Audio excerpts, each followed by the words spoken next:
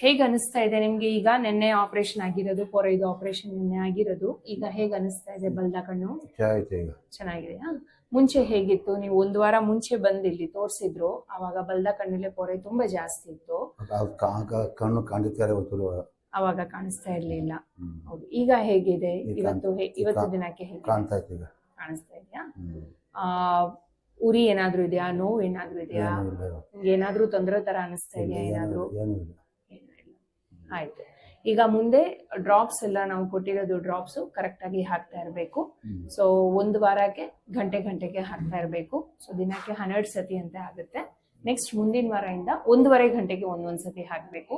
So 10 ಸಲ ಹಾಕ್ಬೇಕಾಗುತ್ತೆ. ಆ ರೀತಿ ಪ್ರತಿ ವಾರಕ್ಕೆ 2 ತೊಟ್ಟು ಕಡಿಮೆ ಮಾಡ್ತಾ ಹಾಕ್ತಾ ಇರಬೇಕು. ಡ್ರಾಪ್ಸ್ ಹಾಕಕ್ ಮುಂಚೆನೂ ಸರಿ, ಹಾಕಕ್ ಮೇಲೂ ಸರಿ, ಕೈ ಚೆನ್ನಾಗಿ ಸೋಪ್ ಜೊತೆ ವಾಶ್ ಮಾಡಬೇಕು.